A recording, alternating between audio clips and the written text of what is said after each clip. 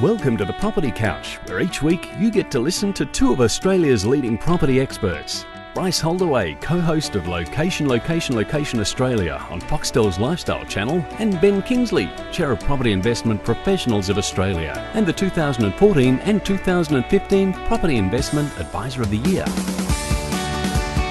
All right, folks, you're on the Property Couch, where each week Ben and I bring you the insider's guide to property investing. Welcome to the couch, mate. Thanks, mate. Thanks for having me again. Mate, the world didn't end. I know, it keeps coming up. That sun keeps coming up. I know. Donald Trump is still the president-elect and the world has not ended. So no. it's always a good sign. But got some good feedback about last week's podcast, which is good. But ultimately the key message was to keep calm. Let's wait till it gets inaugurated. And But we have got a very special guest today. We have an amazing guest today. I'm a big fan, huge fan of Tim. Yes, me too. So, you've given the heads up. I have. Tim Lawless. Well, we did say last week who was going to be on. You did. Tim, welcome to Thanks. to Great the to be couch. here. Quick question for you. In terms of research, how did you get involved in the numbers? What was the what's initial your backstory? It's been a long and winding path, to be honest with you, and it's something I really just fell into rather than something I really had an objective to be a property analyst. Wasn't the case. So essentially, once I left school back in 1989, I didn't get into uni. Unfortunately, I didn't do well enough in school. I played too many sports. And I went to TAFE after that, and I did an associate diploma. So 2 years at TAFE, and I upgraded my TE score. 89 associate diploma. There you go. Keep going. And, this is great. So back then it was a TE score in Queensland, Yep. and upgraded my TE score to get into university, and did my first degree, which was in information management at QUT. Yep. And that gave me a really good grounding in understanding numbers and how to work with numbers and databases. And after that, I did a Bachelor of Business degree. Once again, with a fairly specific focus on information management, but also on marketing and general business dynamic. And my first job out of uni was at a company called MarketShare, founded by a guy named John Lyons, and John's still around. And ultimately, that company, MarketShare, was bought by RP Data. And as I started working for RP Data, I started getting a lot more into residential styles of research. Previously at MarketShare, I was doing a lot more retail catchment area studies for shopping centres and the Westfields of the world and stuff like that. The next big shopping centre. That's right. And then started doing a lot more residential research with RP Data. And then I took an opportunity at PRD Nationwide, which is a research-based agency with Gordon and Archie Douglas there, the two founders. Yep. And eventually Colliers bought PRD Nationwide. So from there, I started managing both the PRD and the Colliers research teams. Then an opportunity came up with CoreLogic, or at the time RP Data. And Graham Mirabito, who was the new CEO there, had just floated the company as well. And so I had a mission to really raise the profile of the company and started wringing some value out of all the data that RP Data was very well known for. And since that time, we've certainly built the profile of the company, but also under Graham Mirabito's leadership, we've become a $180 million company with 700 staff. And that's just in Australia. That's just in Australia. So, obviously our parent company being global US footprint is big as well. Right. Because a lot of our listeners would be used to listening to you monthly with the housing updates, and now you're doing the state roundup. But I've noticed on the last month, and it might be you've done it before, but instead of having RP Data CoreLogic, it's now just CoreLogic. So has the official switch been flicked on? We have flicked the switch. RP Data is still a product for us. It's the platform that most people would use when they're looking at what properties have sold for and so forth. But our formal brand is now CoreLogic. So we went through a transition of RP Data CoreLogic, and then we moved to CoreLogic RP Data. And as natural as part of that progression is we've now dropped the RP Data component and we are purely CoreLogic. So 100% aligned with our parent company out of the US. US company. So what does a research team look like in CoreLogic? How many people are there? What does a typical week look like? How do you crunch the data? Because we see the polish. We see these beautifully presented videos that you do each month that have graphs that give us valuable insights. But getting there, what does that look like? Yeah, it's quite a process actually, and the research team itself is actually quite small. It's Cameron Cusher, who heads up research in Australia, John O'Ingerson, who heads up the research in New Zealand, and a team of analysts underneath both those guys. But we rely really heavily on the CoreLogic analytics team, right? And they're all the really smart dudes, PhD quants, and they're the guys that build the models that actually have the smart to pull the data and wring the value out of it. And really my team's job is to take all that data and make sense of it, to put a story around it, to describe what it means, blend it with a lot of the external data like economics and demographic information, and then communicate it to people. Yep. That's the key thing that Cameron Cusher and Jono and I do, is we travel around a lot and we speak to our clients and the marketplace at large about what's happening in the marketplace and what does it mean for their businesses, are there opportunities, are there risks emerging. So, I mean, most of CoreLogic's business comes from either real estate or lenders or government, valuers, brokers, that type of thing as well. What's interesting, I was fortunate enough to catch up for dinner with you and Graham last night as part of the national tour that you do for all of the people, because obviously, we're big on data. Data is what allows us to make the decisions that we make for our investor clients here at Empower Wealth. I love the first slide you normally use, and I'd love to go through some of those numbers just for the listeners, because it's fascinating, isn't it, in terms of the size of that. Now, a lot of business people get to see that, but certainly, our listener base is obviously a consumer base. So from that point of view, let's start with some of the big data. So start with the biggest one of all. What's the value of the total property market in Australia? So it's $6.7 trillion is our estimate of the total value of the housing market. So if you look at that number and how it's growing, obviously it's influenced by capital gains that we're seeing in the market, but also a lot of the new stock additions. So we are seeing the overall dwelling count rising. In fact, it's up by nearly 200,000 over the last 12 months, just based on the big building boom we're going through. So $6.7 trillion, about 3 times larger than the next largest asset class, which is superannuation funds. And how much of Australia's overall wealth is caught up in residential property? Yeah, so households have about 51% of their wealth tied up in housing. If you add self-managed super fund and a residential component to that, it's getting closer to about 60% of household wealth is in resi housing. Now put that into context in terms of the Australian property market versus the ASX. What's the value of the Australians companies listed on the ASX? Yeah, so that's about 1.6 trillion. So all those shares we trade on the ASX, if you add up all the capital values on those companies, it's about 1.6 trillion. So it really highlights. So 6.7 trillion versus 1.6 trillion. That's right. It is the biggest game in town. Really, isn't it? By far. Yep. By far. And you've got to remember as well, banks have the vast majority of their assets allocated to residential mortgages as well. So about 60% of bank balance sheet debt is related to residential mortgages. And the loan to value ratio against that, just as an example? Yeah, so about a $1.6 trillion of debt held against the $6.7 trillion asset class is an overall LVR of about 24-25%. So talk to that. Let's unpack that a little bit more in terms of the confidence, and I think that's probably where Governor Lowe has got some confidence around that he doesn't, even though he's concerned about the asset appreciation and how quickly it's coming. Do you want to talk more to, their concerns or lack thereof? Yeah, okay. So when we look at that overall level of leverage, I suppose is one way to describe it. We see about a third of all properties in Australia are unencumbered. They don't have a mortgage, so they're completely paid off. So that's one safety net, I suppose, is that we do have a very large number of dwellings that are completely debt-free.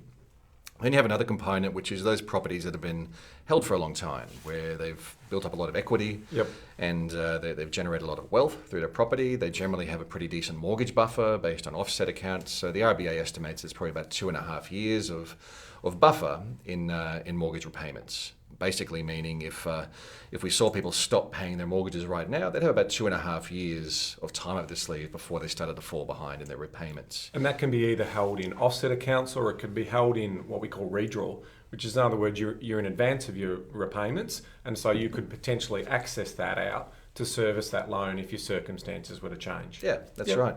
But then the other riskier element, I suppose, it would be either recent buyers or those buyers that haven't built up a buffer either through time or just through the fact that they've really stretched their budgets. And that's probably the element of the marketplace that is causing some concern, particularly when you look at household debt levels, which the ratio that generally gets used is the ratio of household debt to income, which is about 185%. So that's compared to other Western nations, that's very high. And it really does highlight that with interest rates being as low as what they are, it's not that big a deal. But when we do start seeing interest rates or mortgage rates rising, that's where we're really going to see household balance sheets tested.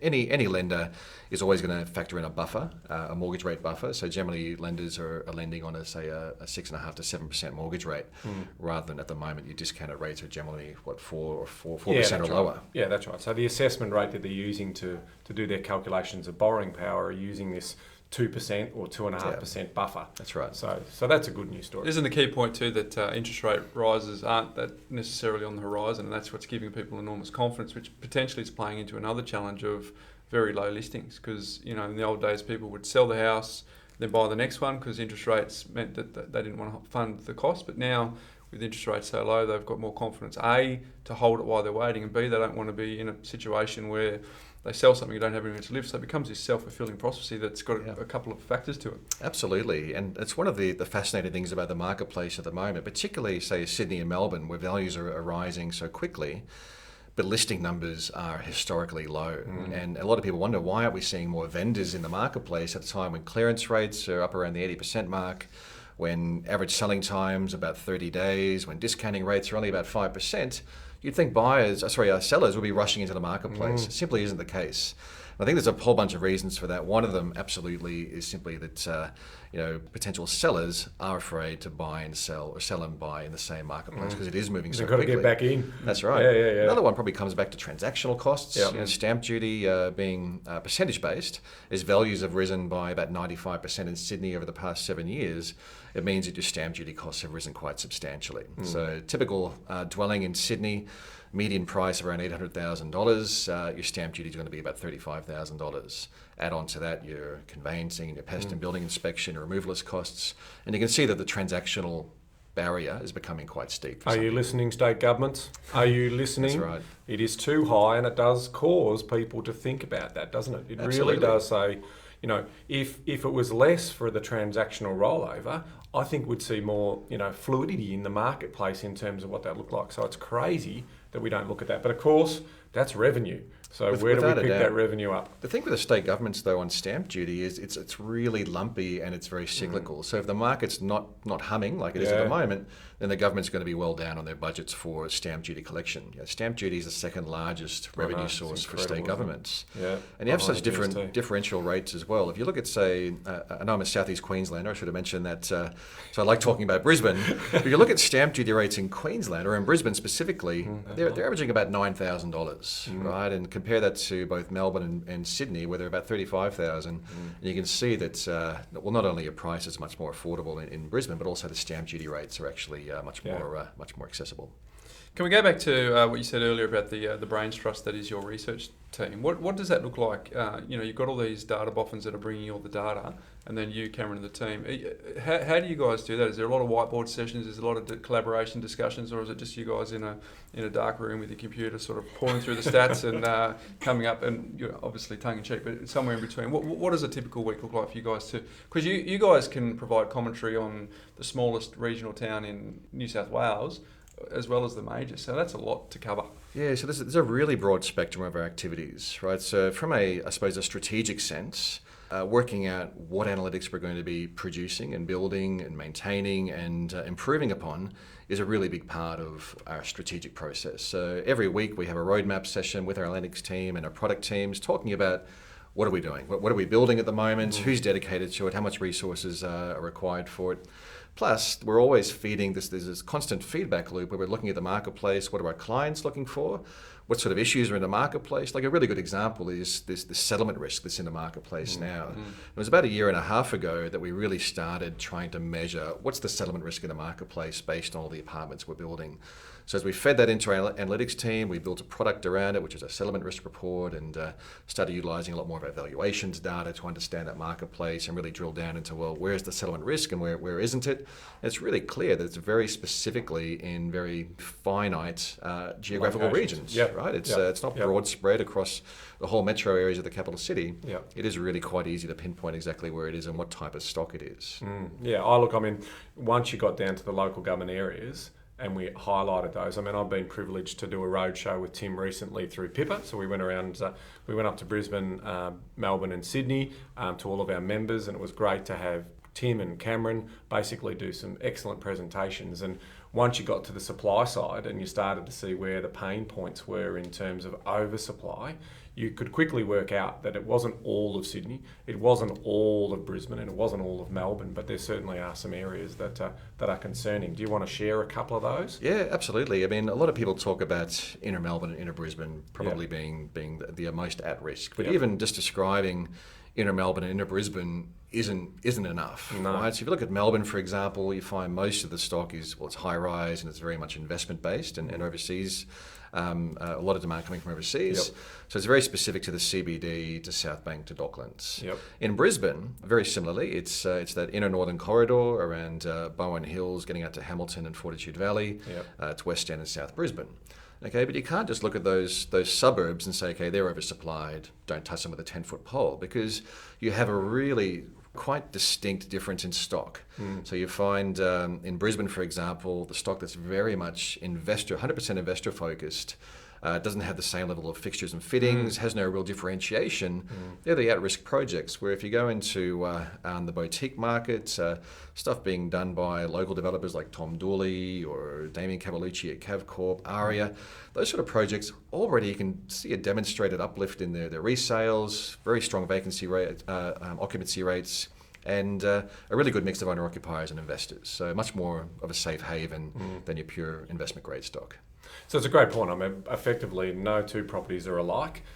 We've talked on this podcast about high density and medium density and the risk of turning supply on quickly, and how that can affect values and soften values. And obviously off the plan has been an area that's always been contentious around the quality for the medium and longer term because of the zoning guidelines that are in those areas. I mean, effectively we're building into the sky as opposed to pushing our cities wider.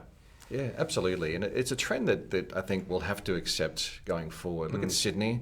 They've been on a densification trend really since the mid-90s. In fact, since the mid-90s, we've been seeing units outpacing house approvals consistently. Whereas in Melbourne and Brisbane, the apartment markets aren't that mature. It's really only the last 3 years we've started to seeing more units being approved than houses. So I think when we look at supply as well, it's a really important distinction to make, is that there's no real supply issues around detached housing anywhere. There hasn't been a great deal of land being released, and land that is released generally isn't all that desirable because it's very much distant from the cities and it's generally poorly connected with major infrastructure projects. So I think buying into vacant land markets and established housing, detached housing, seems to be a much more safer bet than the apartment market. It's just a very broad general statement. Whew, that was lucky, mate. I set myself up there potentially for failure, didn't I, bro? Thank God we keep saying that message. But in terms of affordability, I see a bit of an opportunity in Melbourne, for example, because the clearance rates are high, affordability is getting harder, and yet there's been this shy away from mainstream or headline active around the apartments. But the type of stuff that we buy, we typically call them the flats. And I think there's a real opportunity for those because the old 70s style in the established houses around, lots of detached housing around them. And for people who are just getting frustrated with missing out or the price is going too high and they still want to be in the metropolis of Melbourne, some of those, you talked about before, you've got to be specific about what the type of property. These sort of older style flats with no concierge, no pool, no lift, the low body corpus, they're appealing to owner-occs and investors. And they've been quite flat for a little while here in Melbourne. But there's got to be, but there's got to be some momentum building in that space. And I'm clearly distinguishing that from the off the plan new stuff. It's the existing established stuff. Have you guys seen anything in your research around that? Yeah, absolutely. Even just anecdotally speaking to some people that have invested recently in Melbourne's apartment market, and they're buying around that inner city fringe. They're not right in the middle of the CBD. Yep. They're buying into areas like Brunswick and around the suburbs that have a lot of amenity, and they don't have the same sort of zoning that allows for high rise en masse. Yep. So I think they are absolutely, I agree with you. These are areas that do offer some great opportunities, and I think the low body corporate fees on something that doesn't have a pool, doesn't have elevators, it's a walk up, and also you have a pretty decent mix of investors and owner occupiers as well in many of those sort of older projects. We think that people value scarcity, they value privacy, they value not being in a fishbowl, and those sorts of decos or 60s and 70s, blonde brick apartments mean that they can still have some privacy, still be a couple of streets away from the train station, their favourite coffee shop, and not have to be in that sort of high-rise, impersonal. You get a pool in one of those big 200 plus. Nobody wants to swim in their their togs or their bikini because there's no privacy. So despite the fact that the amenities exist, a lot of people don't use them. Yeah, and you quite often find as well the older stock generally has a larger footprint. Yep. So larger areas, thicker walls, so you Yeah. don't have the issues with noise and stuff like that. Yeah, So yeah. quality A builds. bit bigger back then. And they're about $150,000 cheaper than the new bling that's going in there. So, we've talked about that. We call it the drag up principle. So, when you measure a 2-bedroom flat or apartment style as opposed to a high density unit, as an example, if there's a $150,000 difference, well, you can go in there and tidy the kitchen and the bathroom up and certainly, lay new floorboards or whatever it may be. And all of a sudden, the lift that you will get out of that over time will drag that value up. So if we took a 20 or 30 year view on that, guess what? That brand new apartment is then old. And this older apartment, well, it doesn't matter whether it's 20 years old or 50 years or 80 years, ultimately it's going to get that drag up percentage. So we then look back and have a look at the percentage return over that property for, the next 10 or 15 years. And that's going to outperform the newer stock. Yeah, Yeah. fully agree. Yeah, so it's interesting, isn't it? Some of your data that's come out seen some activity in Hobart, but it hasn't necessarily had any population growth. It's got forestry, tourism, and retail. In terms of job creation, it's not necessarily the metropolis of the country. What's your explanation for? Was it just purely because it was such a low base? No, I think there's more to it than that. There's two cities that seem to be accelerating at the moment. It's Canberra and Hobart, and for very different reasons. So in Canberra, it's all about the economy. It's jobs are being created, unemployment's very low, pretty decent incomes as well. So affordability is no real issue. If you look at Hobart, it doesn't have that vibrancy of the economy, as you were saying, right? Still very high unemployment, low population growth, bit of a brain drain of the younger age groups leaving for interstate as well. So why is Hobart values going up? Well, it probably comes down to the lifestyle factors. And I think, remember when Bernard Salt kept on talking about the sea change and the tree change pre-GFC, that pretty much died in 2008 as a lot of retirees simply saw their wealth halve as the share markets failed. And we're now seeing, thanks to such a strong housing market over the past 7 years, a lot of that retirement wealth has been rebuilt, partially through equities, but mostly through housing.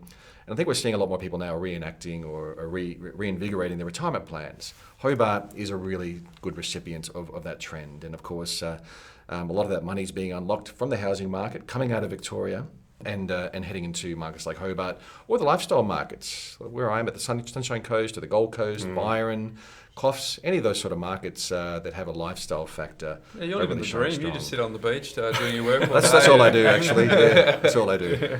Well, it's not a bad place to live, the old Sunshine Coast, is it? So we're very envious that you can pretty much get around the nation and then go back home and spend the weekend. Yeah, on put the Sunny board shorts Coast. back on and start crunching data. Well, I think How good is that? that is the way of the future. With the internet speeds getting very quick and a lot more employers becoming comfortable with telecommuting and remote working, as long as you're in the right sort of role, I think more and more people will be choosing markets that aren't necessarily in the capital city or in the close to the CBDs, because they don't have to be face-to-face in the office.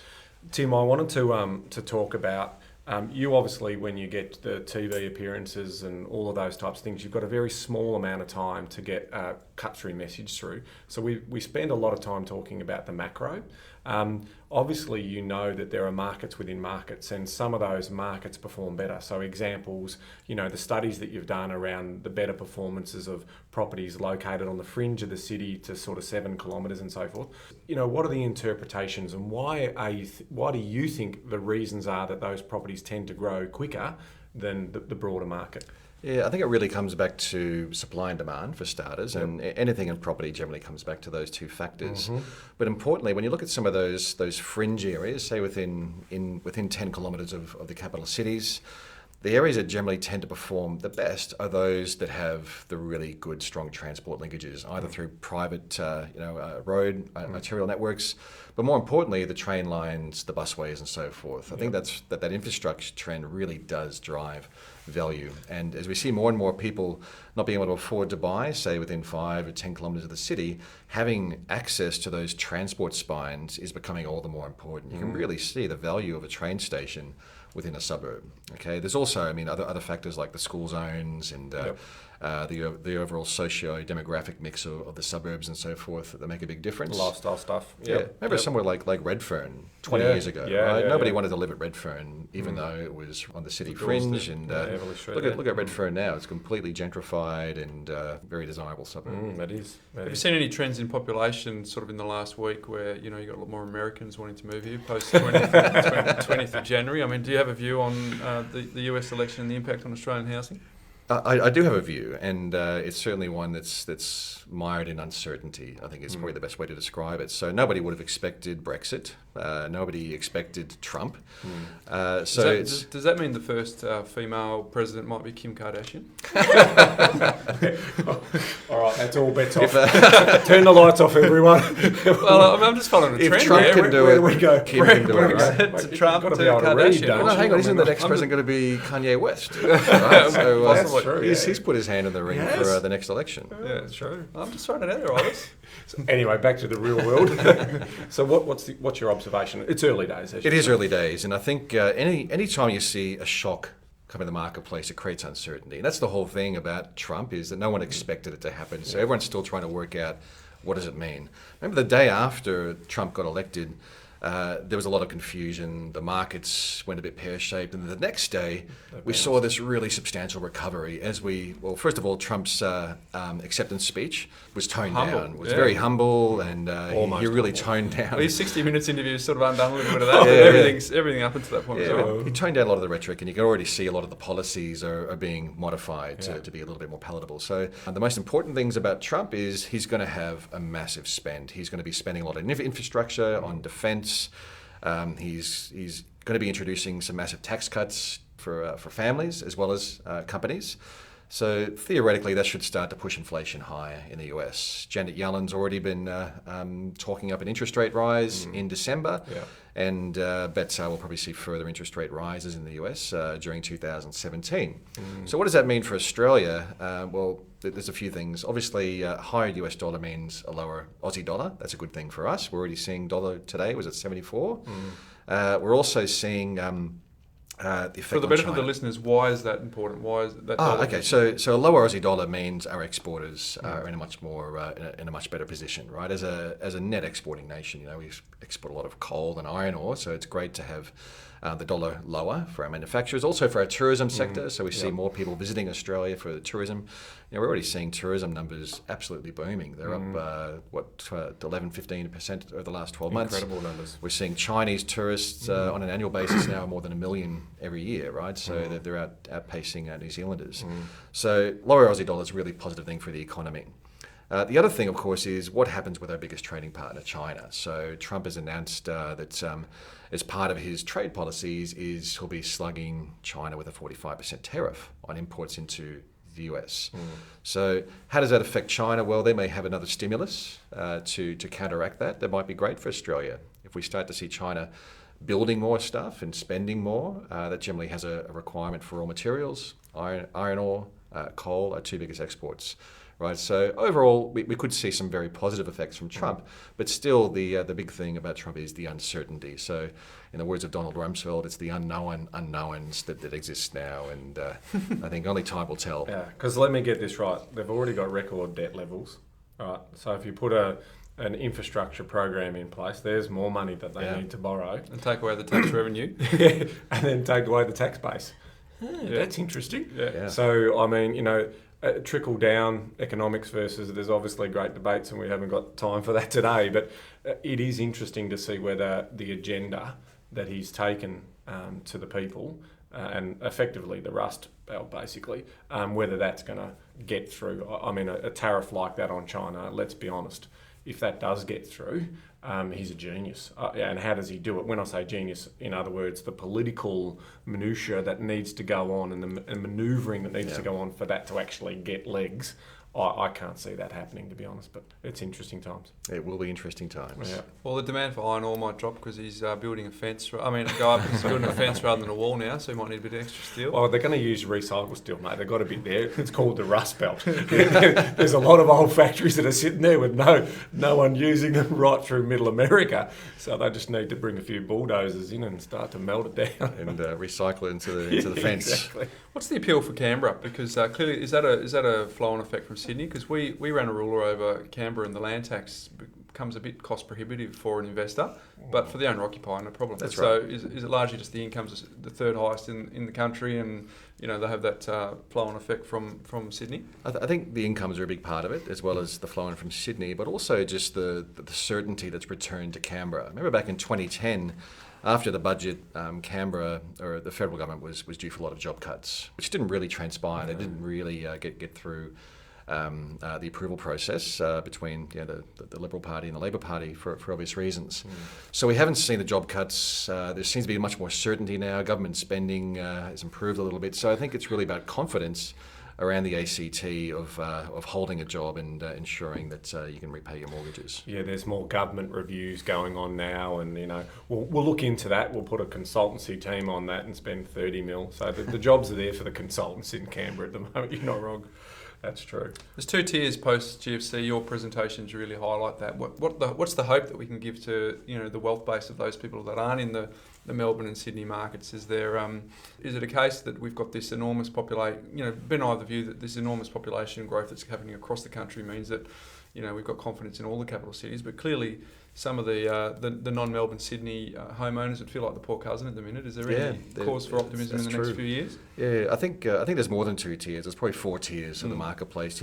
That's just across the capital cities. Then you've got your resource-driven areas and your lifestyle markets. So it's so multi-dimensional. But just looking at the capital cities, you've got Sydney and Melbourne. Yeah, they're red hot. Then you've got markets like Canberra and Hobart, which seem to be accelerating. Then you've got Brisbane and Adelaide, which are coasting along, still seeing value growth, but Brisbane's 4.5% year on year at the moment. Adelaide's about 2% year on year. And then you've got the markets that are still in decline, Darwin and Perth. So the prospects for Hobart and Canberra still look very good. Pretty decent yield profile, which is important. So if you look at Canberra's up about 9% the last 12 months, add to that a pretty decent yield of about 4%, then you look at a total return that's upwards of 12 to 13%, right? So that's pretty competitive with Sydney and Melbourne now. You've got Brisbane, where it's very affordable, very early in the growth cycle. Yield profile is one of the highest of any capital cities. And we're now starting to finally see some jobs growth happen. We're seeing interstate migration starting to pick up once again into southeast Queensland. Yay. So I think finally we might start to see a slightly better performance in Brisbane. But it really does come back to that jobs environment. We still need to see a lot more jobs being created in southeast Queensland. So the government really needs to provide more incentives for governments to relocate across the border. And then Perth and Darwin. When are those markets going to bottom out? They've been in decline since 2014 now. We've seen values fall by about 10% in both those cities. Not really seeing any signs of them levelling just yet because listing numbers are still quite high. Your rents are going down by about 10% per annum in both those cities, and yields are getting compressed because of that. Yeah. Until we start to see listings coming down and some of those biometrics improving, I don't think we'll really start to see an improvement in those markets. I know when we caught up, Adelaide was a bit of a surprise packet for you. It was. Yeah. Do you want to talk more to that? Yeah, absolutely. So Adelaide had a few doubts hanging over it just simply because of the reliance on manufacturing. And we've got Holden closing next year formally. But there's also a few things coming in the wings with the submarines and the energy sector and so forth. So it does look like most of those job losses have pretty much washed through Adelaide now. Even though the closure happens next year, I think most of the people understand what their predicament is, and we have seen some interstate migration as people move out of that area. Even the northern suburbs of Adelaide, the Salisburys, the Playfords, Elizabeths, we're seeing transaction numbers rising, values seem to be holding relatively firmly, and that's on the backdrop of unemployment that's upwards of 10%. Right, so Adelaide has surprised. Incredibly affordable. Very affordable, absolutely. Incredibly affordable. And really high quality housing stock within that inner city area as well. If you want to buy within an inner city suburb, the inner east, for example, and top of the marketplace. Don't tell everyone, Tim. That's very true. Beautiful bluestone homes. It's remarkable. It's great. Plus, it's close to the wine region. That's a nice bonus. Yeah, very true. Very good. Is Hobart vulnerable for investors where it's okay to get interstate money that can drive the price, but it's still the locals who actually have to rent it? And if you've got vulnerabilities with the job market there, that still leaves Hobart vulnerable a little bit to the investor, wouldn't you think? If there's vacancies or if the rent just doesn't stack up, or are you just thinking, well, it's so appealing now with the yields. If they get some growth, well, the yield base was already a product of a point in time when they bought. We're still seeing investors in Tassie, a pretty low proportion of the market. I think most of this demand is being fueled by owner-occupiers. A bit of confidence. A bit of confidence and this whole lifestyle factor. Yep. If you were investing in Hobart, then absolutely I would agree with you. It doesn't have that diversity of the economy like one of the larger capital cities does. It doesn't have the foundation of strong population growth. And as we talked about a bit earlier, the economy is simply based on tourism, agricultural products as well.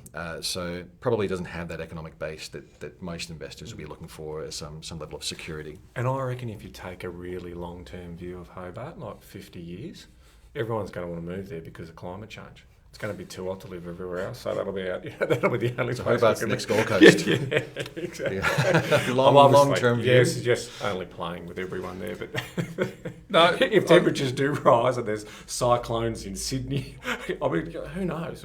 We don't know what climate change is going to do, but I reckon there could be a flight to safety. First time I went to Hobart was in October. The green rolling hills. It was what happened fantastic. in that movie, that Hollywood movie, where the world freezed over, or some parts of the world, and then everyone moved to Mexico. Remember, the US had to move down to Mexico because it was the only place that didn't have snow. You can't get there now. They wouldn't let Donald Trump through the wall. Yeah, that's right. They have to dig under it, like they normally do.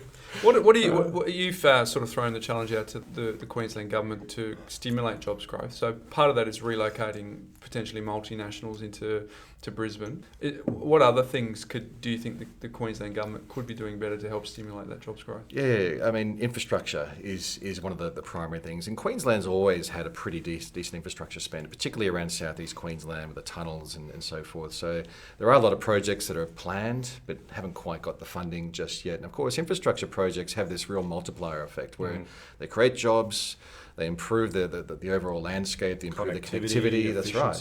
Absolutely. So it makes it much more productive. Yeah, definitely. Right. So I think the infrastructure spend really does need to be improved.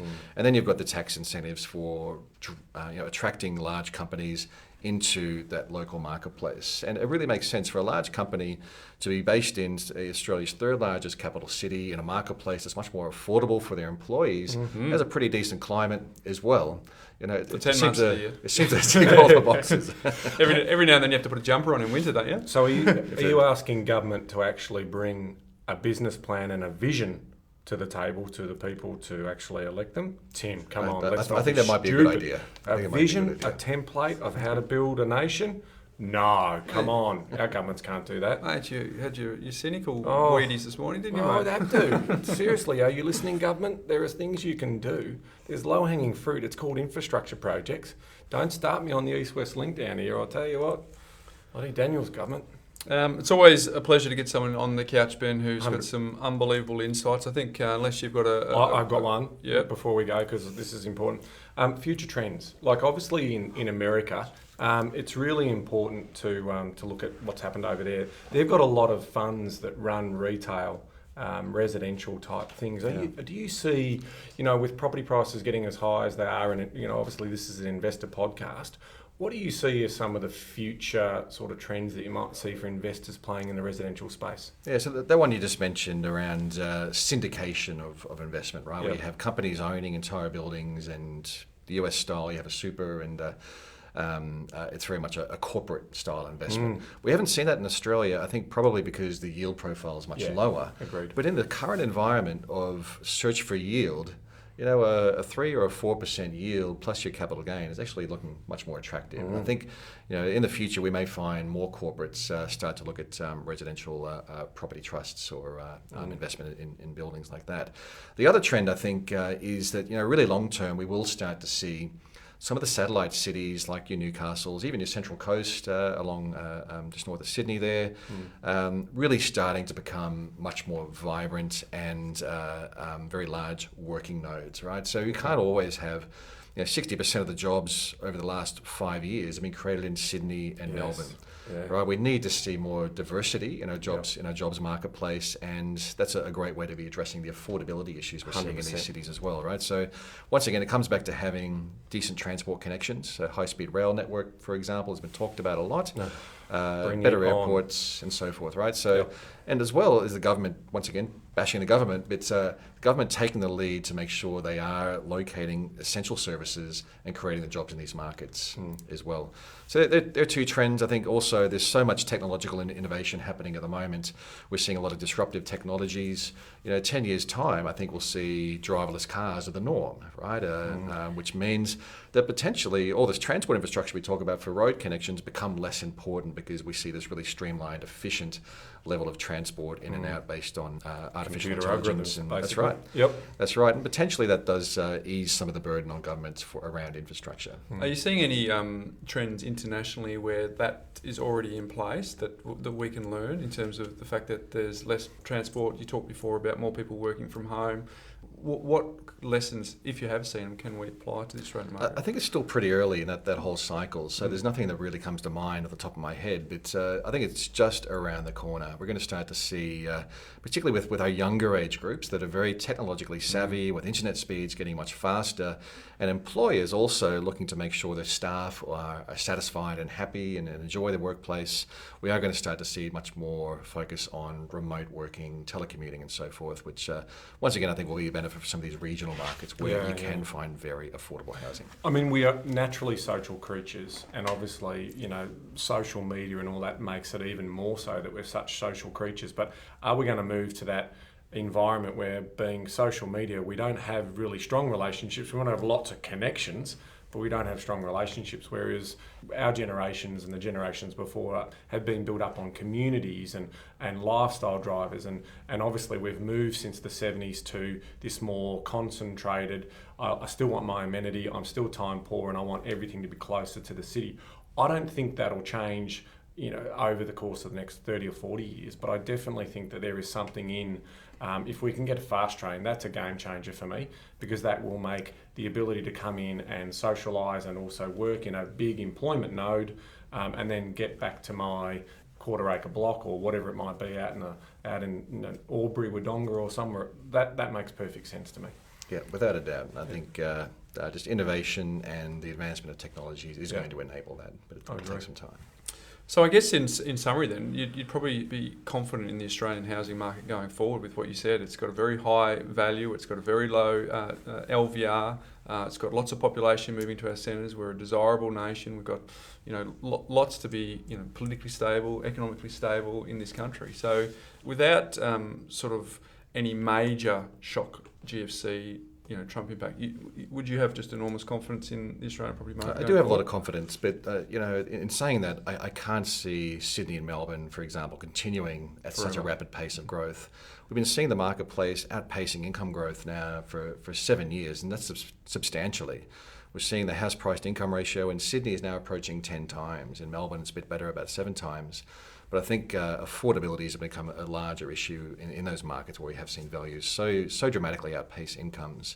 That's probably an opportunity for some of the cities where affordability isn't as pressing. But you've got to remember, though, that demand that's in Sydney and Melbourne is there for a reason. It's where the economies are the strongest, where migration rates are also the strongest. And at that underlying level of demand, I can't really see it changing.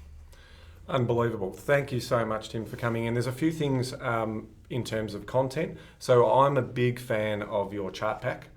So we're going to put some links up on our website to get access to that chart pack, which comes out on a monthly basis. Yeah, generally the first week of the month. Fantastic. And you've also, I learned last night, you've launched a new affordability index. Do you want to just quickly share a little bit about that? Sure. So there's so many different ways to measure affordability. So the affordability report, which will be released the next couple of weeks, focuses on 3 different measures. So it focuses on the dwelling price to income ratio. So that doesn't include interest rates, for example. Then we have a serviceability measure, which is what proportion of your household income do you need to service a typical mortgage. And then there's a rental price to income ratio as well, which is simply unmoving at the moment. It shows that renters have it pretty good.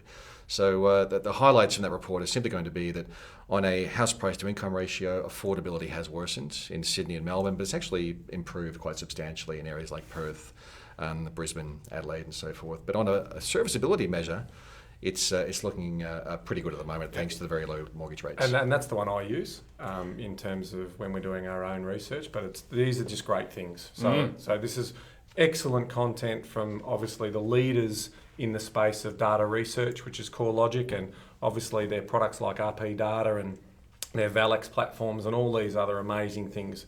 There's no doubt that you guys, your data is your currency.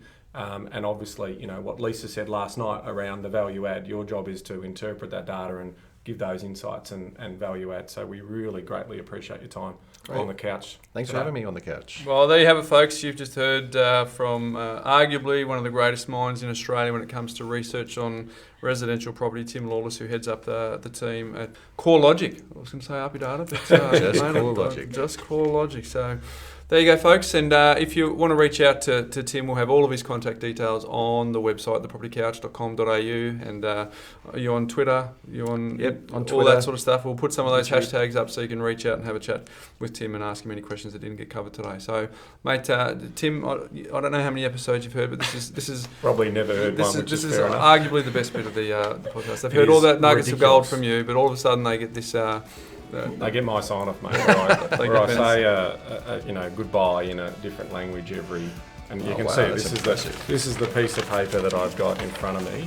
He's just broken the magic of showbiz, hasn't he? He's meant to tell everyone it's just off the top of his head. Yeah, straight off the top of my head. But I've noticed that I've already done Portuguese, but then I'm thinking, there's Brazilian Portuguese underneath, but am I allowed to do that? Because I've done até breve, but now I'm going to do very basically adios.